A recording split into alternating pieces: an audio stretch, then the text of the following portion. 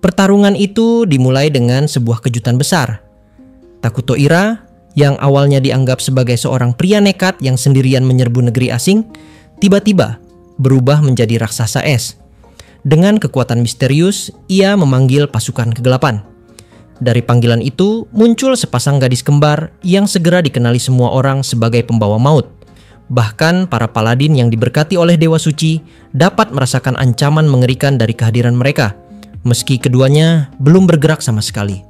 Sesaat kemudian, ledakan keras bergema, mengoyak gendang telinga pasukan suci. Darah muncrat ketika kepala salah seorang paladin terbelah. Salah satu dari gadis kembar itu tersenyum manis sambil mengangkat revolver yang masih berasap. Tak berhenti di sana, keduanya mengangkat senjata raksasa yang ukurannya jauh melebihi tubuh mereka. Sebuah senapan mesin putar 6 laras dengan kekuatan dahsyat setara meriam vulkan. Senjata mematikan itu yang seharusnya mustahil digunakan manusia biasa, mereka ayunkan dengan mudah, siap menebar maut ke sekelilingnya. Hujan peluru pun turun, menghantam tanpa pandang bulu. Suara senjata meraung, menciptakan pemandangan neraka di medan perang. Mereka yang gagal berlindung langsung tewas di tempat, sementara yang selamat hanya menderita luka parah dan kehilangan kemampuan bertarung. Di sisi lain, Gia memimpin pasukan elf gelap bersenjata api. Dengan wajah penuh kebencian, ia memberi aba-aba kepada para penembaknya untuk menyebar dan menyerang dari segala arah. Atu, yang mencoba menghadang dengan tentakel-tentakelnya, terpaksa terhenti oleh hujan peluru. Ia menyadari betapa berbahayanya metode pertempuran baru ini, di mana senjata-senjata api dapat menekan bahkan kemampuan magisnya. Di tengah kekacauan, Elder Moltar melancarkan sihir militer mematikan. Dengan sekali mantra, tanah di medan perang berubah menjadi busuk dan beracun, sementara udara dipenuhi miasma kegelapan.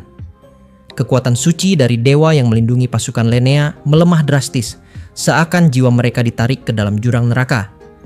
Sebaliknya, para makhluk kegelapan justru semakin kuat, memperoleh kekuatan berlipat ganda dari atmosfer yang tercemar itu.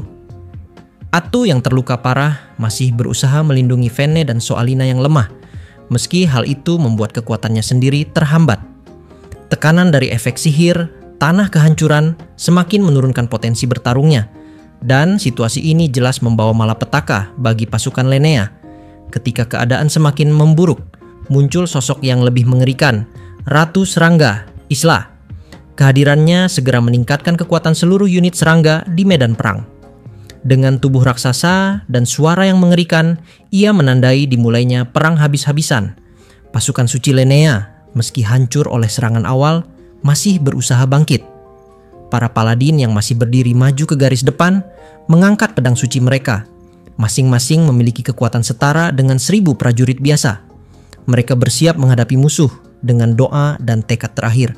Namun di sisi lain, pasukan kegelapan Minogra yang dipimpin oleh penyihir penyesalan Elder Mortar diperkuat oleh serangga raksasa berkaki panjang. Pemenggal kepala dan pemakan otak bangkit semakin liar. Jumlah kedua belah pihak memang hanya ratusan, tetapi medan perang itu segera berubah menjadi arena pertarungan mengerikan, di mana cahaya dan kegelapan saling beradu dengan kekuatan penuh. Pertempuran di Lenea meletus dengan kekuatan yang setara dengan perang antar dua pasukan penuh. Atu berjuang keras menghadapi hujan peluru tanpa henti sambil melindungi para gadis di belakangnya, yaitu Vene, Solina, dan Erakino. Bagi tubuhnya sendiri, peluru tak berarti apa-apa, namun melindungi mereka dari serangan yang tiada henti justru menjadi tantangan yang berbahaya. Keadaan semakin rumit karena Erakino telah menggunakan kekuatan Slurp yang memanipulasi jati diri Atu, memaksanya masuk ke dalam barisan pasukan tabletop RPG dengan rasa kebersamaan palsu yang justru menyeret mereka ke dalam berbagai situasi berbahaya. Gampangnya, Erakino saat ini panik, dia takut kehilangan Atu. Jadi saat sedang berperang, dia justru malah nge-cheat lagi untuk dapat memastikan Atu akan tetap setia. Tapi masalahnya, cara seperti itu adalah kesalahan besar. Karena jika jiwa Atu di spam cheat dari GM, Atu pun justru malah menjadi bimbang. Serta tingkat efektivitas dari cheat kini malah jadi berkurang. Menariknya cuy, di tengah hiruk pikuk pertempuran tersebut, api pun mulai menjalar di ibu kota Lenea. Itu jelas ulah pasukan Dark Elf yang sejak awal telah menyebar secara terpisah. Kota yang penuh bangunan kayu rapat terancam dilalap habis oleh kobaran api. Tanpa ada paladin yang tersisa untuk mengatur dan menahan bencana itu, warga Lenea berlarian panik menyelamatkan diri. Api semakin membesar, dan kota tersebut seakan berada di jalur menuju kehancuran total. Atu merasakan amarah membuncah, menyadari bahwa semua usaha mereka akan sia-sia jika situasi ini terus berlanjut. Beberapa paladin tingkat tinggi akhirnya datang dan segera menyelamatkan Erakino beserta para Sain, membawa mereka keluar dari jangkauan peluru dengan kecepatan yang terlatih. Melihat kesempatan, Atu menghimpun seluruh kekuatan pada kakinya, bersiap melompat tinggi untuk menyerbu garis depan musuh. Ia berniat menghancurkan barisan penembak, memaksa mereka berhenti menembak karena takut melukai sesamanya, lalu membuka ruang untuk berbagai strategi balasan. Namun, keinginannya terhenti seketika. Muncullah Elfur Sisters yang kini meninggalkan senjata berat atau minigun mereka setelah amunisinya habis. Mereka menghunus senjata iblis yang dahulu pernah direbut dari sang Raja Iblis, lalu menyerangnya dengan kebencian yang seakan menjadi perwujudan kejahatan itu sendiri. Serangan mereka memang tidak berada pada puncak kekuatan, sebab siang hari membuat mereka terbelenggu. Kedua penyihir kembar itu hanyalah pecahan dari kekuatan bulan purnama. Kekuatan sejati mereka hanya bisa bangkit di malam yang diterangi cahaya penuh rembulan. Di siang hari, mereka tak lebih dari pejuang yang sedikit lebih kuat dari manusia biasa. Namun, mungkinkah Takuto benar-benar membiarkan kelemahan itu tak terhitung dalam rencananya? Jawabannya segera terungkap. Dunia tiba-tiba tenggelam dalam kegelapan. Rembulan raksasa bersinar terang di langit, meski seharusnya matahari masih tinggi. Fenomena alam itu dipalsukan oleh kekuatan Takuto, sang dewa kegelapan yang mampu menjadi siapa saja sekaligus bukan siapa-siapa. Dengan kemunculan bulan purnama palsu itu, kedua penyihir kembar kembali bangkit dari keterikatan kewarasan. Kekuatan dan kegilaan mereka meledak, seakan membuka segel penderitaan masa lalu. Mereka menumpahkan sihir terkutuk, wabah dan racun yang merusak tubuh dan jiwa. Para paladin, meskipun terkenal dengan daya tahan luar biasa terhadap segala status buruk, tetap jatuh satu persatu. Tubuh mereka diruntuhkan oleh kombinasi dua kutukan penyihir. Lebih dari 100 paladin yang hadir, para elit yang masing-masing sekuat ribuan manusia biasa, kini terpuruk tak berdaya, kehilangan cahaya harapan mereka. Pasukan yang seharusnya menjadi perisai rakyat dan benteng cahaya runtuh di hadapan kejahatan yang tak mengenal belas kasihan. Beberapa mencoba bangkit kembali, termasuk Erakino dan Soalina. Mereka berusaha menyerang, namun segalanya sudah terlambat. Api Soalina kehilangan kendali karena sihir Maria, dan lengan Erakino membusuk sebelum sempat menebas lawannya. Segala upaya mereka hanya berakhir dalam keputusasaan. Sementara itu, Atu tetap bertarung dengan tentakel-tentakelnya. Namun, serangan peluru yang tak henti dari segala arah dan pasukan makhluk menjijikkan seperti long-legged bugs serta brain eaters membuatnya sulit mendekati para penyihir kembar. Sementara itu, di sisi lain, para gadis yang memiliki sifat dan kekuatan dari unit pahlawan Isla kini saling bergandengan tangan.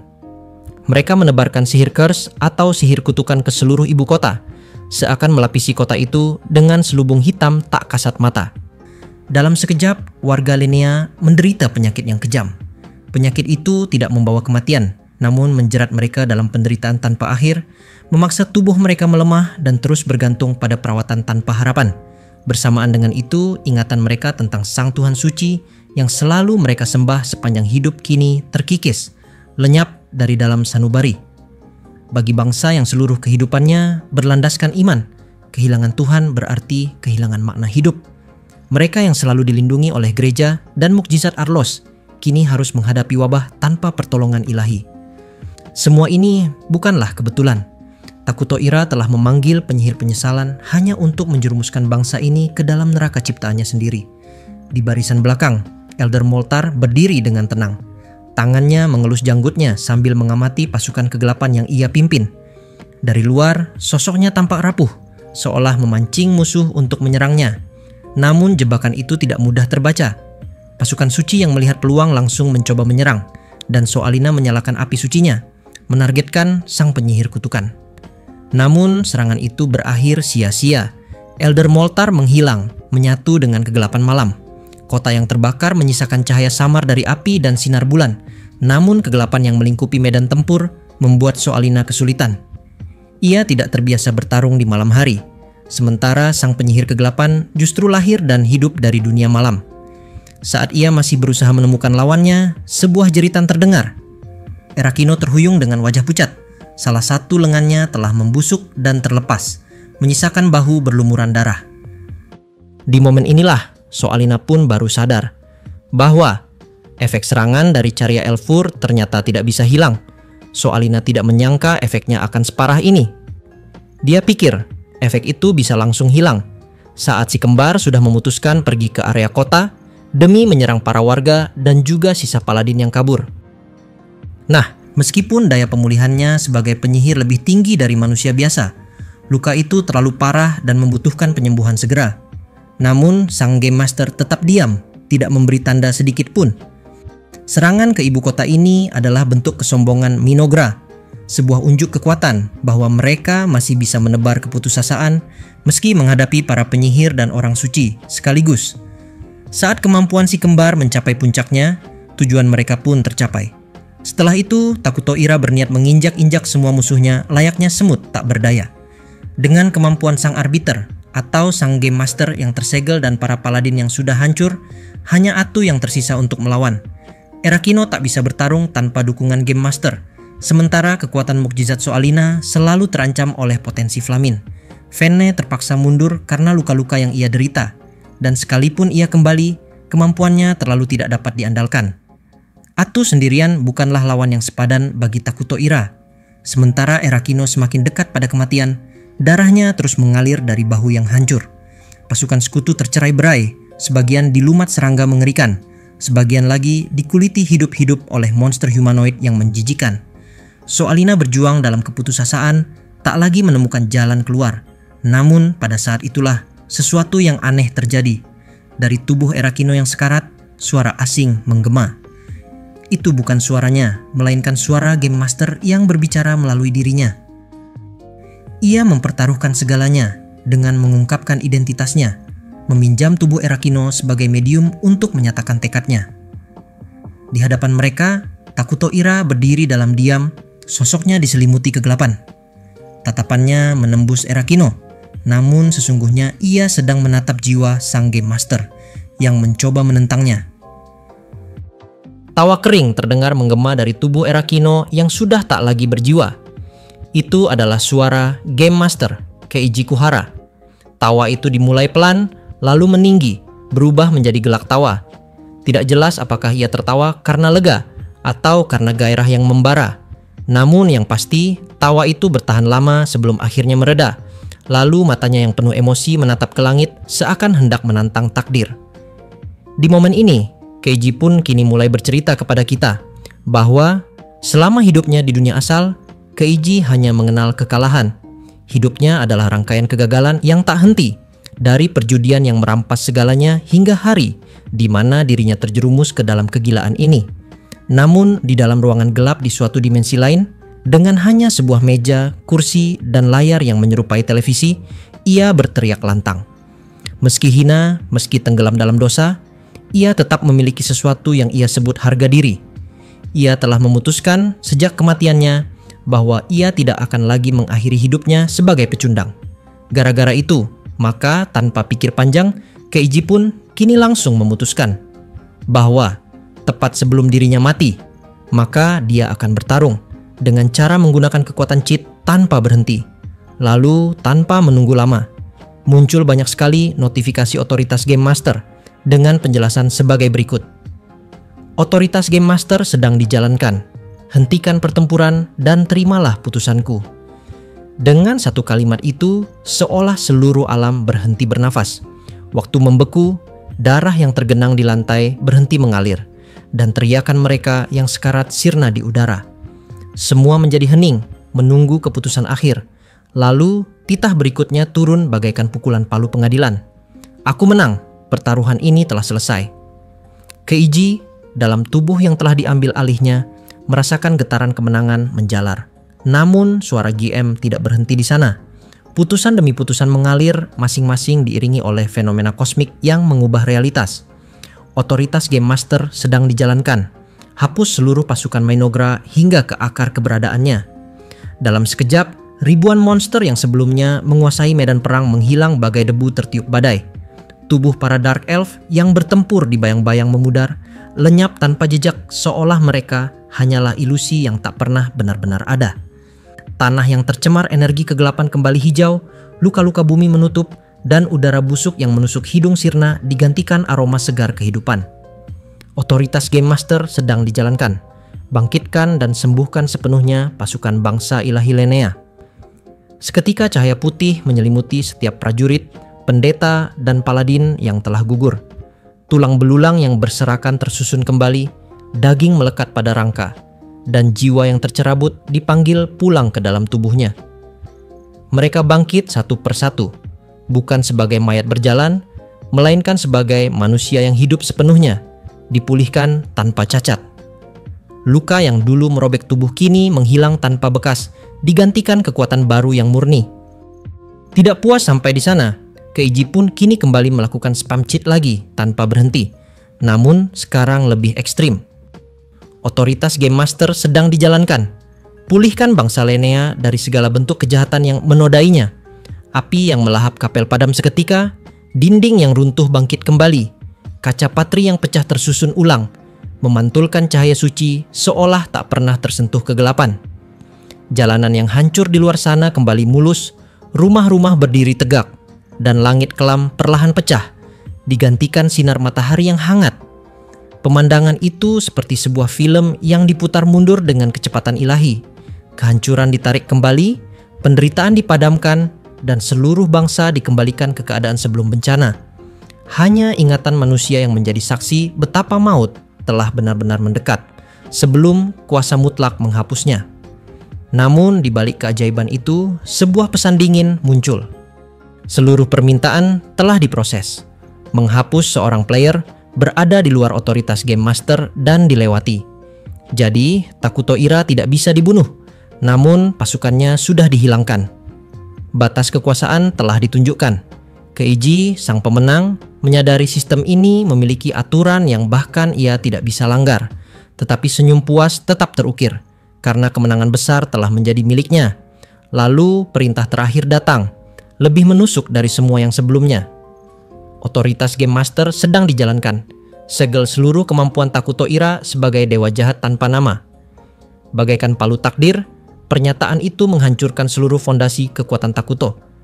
Cahaya hitam yang selama ini melingkupinya terkoyak, simbol-simbol kuno di tubuhnya memudar, dan ikatan yang menghubungkannya dengan para pengikutnya putus selamanya. Ia berdiri sendirian di mimbar kapel, dikepung pasukan kebaikan yang telah bangkit kembali. Tidak ada lagi tentara, tidak ada lagi sekutu, tidak ada lagi kekuatan ilahi. Nah, masih pada satu momen yang sama, Keiji, dengan suara penuh keyakinan, kini mulai menyatakan filosofi hidupnya. Bagi seorang penjudi, tak peduli seberapa sering ia kalah, selalu ada kesempatan untuk membalikkan segalanya dengan satu kemenangan besar. Itulah yang membuat perjudian layak dijalani. Dan hari ini, ia berterima kasih kepada Dewa Dadu yang ia agungkan, karena telah memberinya kesempatan untuk meraih kemenangan terakhir ini. Pertarungan pun berakhir, sang pemenang telah ditentukan. Keiji berhasil membalikkan nasibnya, membangun jalan baru yang sebelumnya tak pernah ia miliki.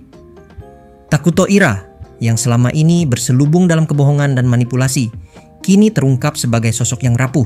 Semua tipu daya dan ancaman yang ia gunakan runtuh bersama kehilangannya. Bagi Keiji, kemenangan ini terasa terlalu mudah, terlalu sederhana. Namun kenyataannya, hasilnya tak bisa dibantah. Ia telah menang, dan Takuto Ira telah kalah. Di hadapan para Saints, para paladin, dan sang penyihir yang pernah ia cintai, Takuto Ira dipaksa menelan pahitnya kekalahan. Tidak ada sekutu, tidak ada jalan keluar, tidak ada lagi kebesaran yang tersisa. Untuk pertama kalinya, ia benar-benar sendirian. Yang tersisa hanyalah tatapan penuh penghinaan dari semua yang dulu ia tindas, dan kata-kata akhir yang mengikatnya dalam kekalahan mutlak. Nah, sampai sini kalau bingung. Maka begini penjelasannya. Keiji adalah tukang judi akut. Mau judol atau judi offline, dia tidak pernah lewat. Tiap hari judi, bangun tidur judi, habis gajian judi. Pokoknya judi nonstop. Suatu hari, si Keiji ini nge-cheat sistem di kasino milik mafia. Dia berhasil menang dan jadi kaya dalam waktu 1 malam gara-gara nge-cheat di dunia nyata. Tapi karena dia ketahuan, akhirnya dia pun dibunuh oleh para mafia. Itulah alasan Keiji masuk ke dalam dunia ini, yang artinya lawan dari Takuto adalah player noob, tukang judi nonstop.